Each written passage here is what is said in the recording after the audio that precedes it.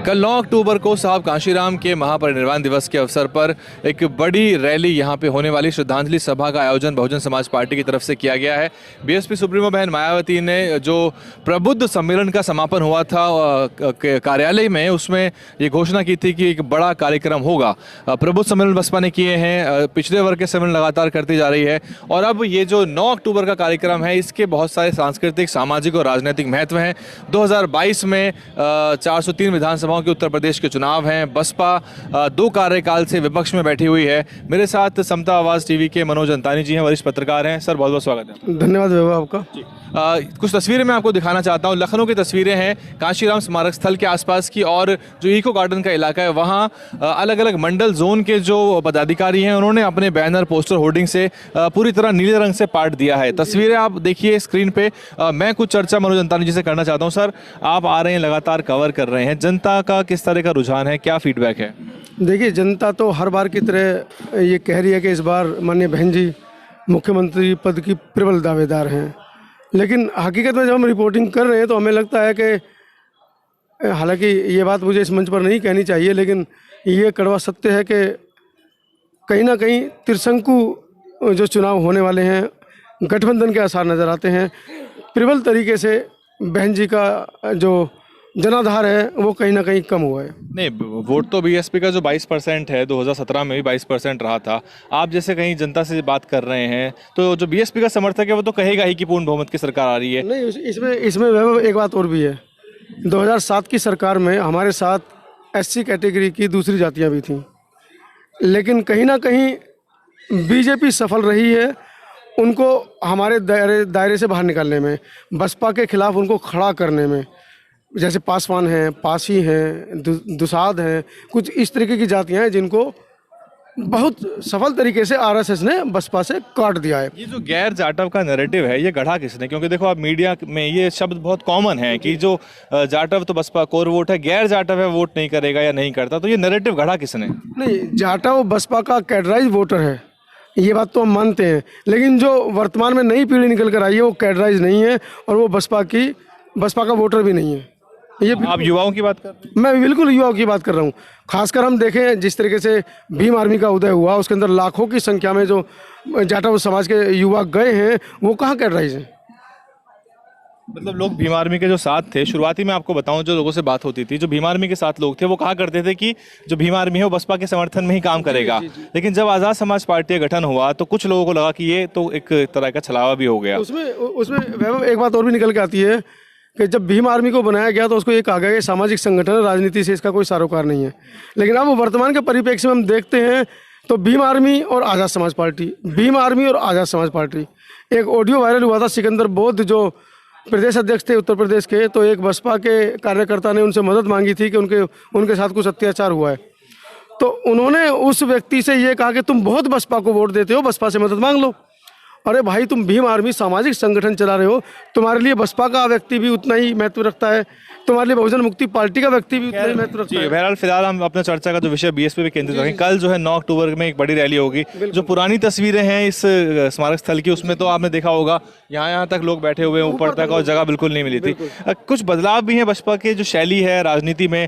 प्रवक्ता नहीं भेजा करती थी मीडिया में, 3 नए प्रवक्ता बनाए हैं। धर्मवीर चौधरी हैं, एमएच खान है और एक और युवा है फैज़ान खान जो हैं वो हैं। हालांकि वो देखने में ज़्यादा नहीं मिल रहे हैं फैज़ान खान मीडिया में। तो कुछ शैली में बदलाव भी आपको लग रहा है? बसपा कुछ नए तरह की राजनीति करना चाह रही है, मीडिया पे सक्रिय है, आकाश आनंद जी आ गए हैं, तो आपको लग रहा है कि बसपा जो है देर से लेकिन इन विषयों को लेकर संजीदा हुई है? बिल्कुल बिल्कुल बिल्कुल। जैसा कि बहन जी का भी 2 या 3 महीने पहले का वक्तव्य था कि हर बसपा के कार्यकर्ता को सोशल मीडिया पर आना होगा, लेकिन चूँकि हमारा समाज इतना सक्षम नहीं है आर्थिक रूप से कि वो हम उस स्टैंडर्ड के फ़ोन रखें या उस स्टैंडर्ड का काम करें, क्योंकि अभी तो हमारे मीडिया कर्मियों के पास वो ट्रेनिंग नहीं है कि सोशल जो हमारे जो सोशल जो हमारे प्लेटफॉर्म्स हैं उन पर किस तरीके से काम करें।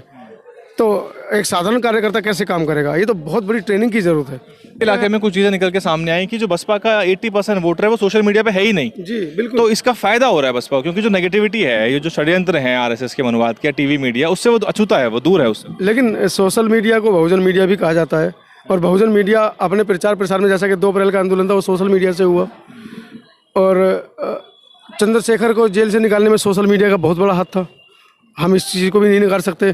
तो कहीं ना कहीं हम नेगेटिविटी से तो बच रहे हैं, लेकिन जो हमारी पॉजिटिव एनर्जी है वो हमारे कार्यकर्ताओं तक नहीं पहुंच पा रही है। मतलब आप ठीक कह रहे हैं कि जो बसपा का जो एक कनेक्शन हो सकता है, कम्युनिकेशन हो सकता है, उनके अपने चैनल भी नहीं है और बहुजन मीडिया के साथ भी कोई संवाद उनका है नहीं, मतलब है।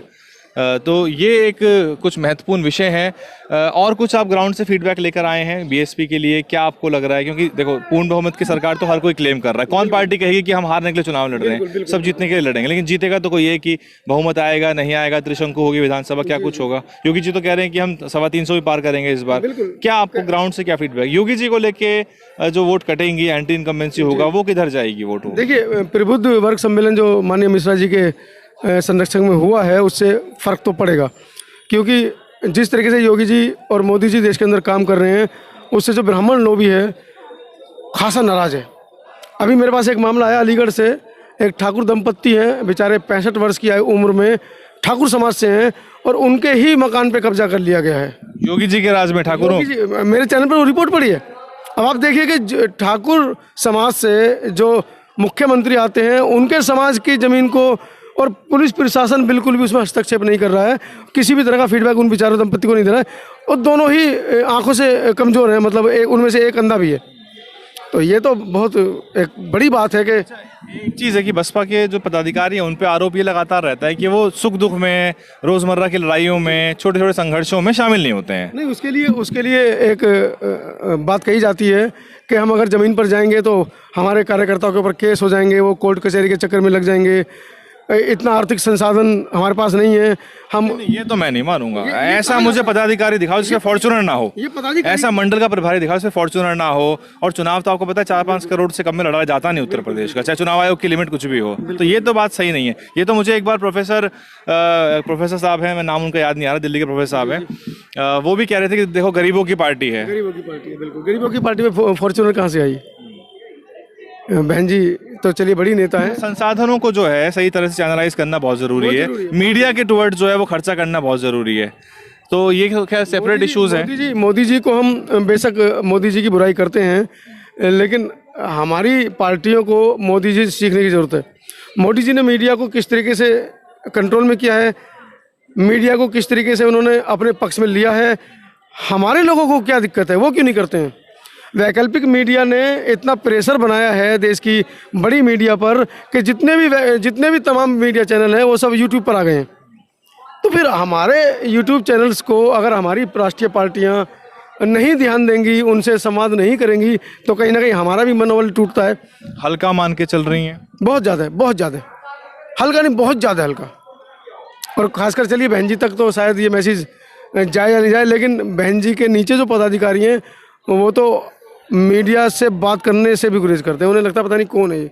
हाँ, ये तो खैर लगातार हुआ है मध्य प्रदेश में। हमने भी बहुत सारे मामलों, मसलन रमाकांत पीपल की हमने बाइट लेनी चाहिए तो उन्होंने मना कर दिया कि हम बाइट तो नहीं दे पाएंगे, जबकि वो पत्रकार अखबारों में खर्चा करके अपनी प्रेस विज्ञप्ति छपवाते होंगे। तो बहरहाल कल कार्यक्रम है 9 अक्टूबर का, साहब कांशीराम का 15वां महापरिनिर्वाण दिवस है। बसपा के लिए खासा महत्वपूर्ण इसलिए भी है क्योंकि चुनाव है 2022 में, और बसपा के 22% वोट थे वो इंटैक्ट रहे थे। मतलब ये तो कहा जा सकता है कि बसपा के 22% वोट इंटैक्ट रहे थे। हालांकि सीटें 19 आई थी, सपा की जो थी वो 47 आई थी, और भाजपा का जो गठबंधन था उसने पूर्ण बहुमत की सरकार बना ली। लेकिन बहुत सारे मुद्दों के मद्देनजर जो एंटी इनकम्बेंसी है और जो हिंदू मुस्लिम की जो राजनीति का जो पर्दाफाश हुआ है, अगर लोग जागे होंगे तो जाहिर सी बात है बीजेपी का जो 40% का वोट शेयर है वो घटेगा। वो जाएगा कहाँ, सारी कवायद ये है। ओबीसी वोटर छिटकेगा, इसमें कोई दो राय नहीं, लेकिन दलितों के और मुसलमानों के जो वोट हैं वो बट भी सकते हैं, क्योंकि बहुत सारी नई पार्टियां भी मैदान में। फिलहाल डीएन हिंदी पर इतना ही। बहुत बहुत धन्यवाद अंतानी जी। थैंक यू वैभव जी। और एक और बात है कि जब दो पत्रकार बात करते हैं तो क्या है कि खुल के बात करते हैं, ग्राउंड का फीडबैक है वो डिस्कस करते हैं। हाँ, हो सकता है आपको भली लगे या बुरी लगे, लेकिन जो बातें हैं वो हम बताते हैं। अपने कमेंट जरूर कीजिएगा। मैं सही हूँ, वैभव सही है, हम दोनों ही गलत हैं। हमारी बात से कहाँ आपको ठेस पहुँचती है, कहाँ आपको खुशी मिलती है, उस बात को लिखिएगा जरूर कमेंट में।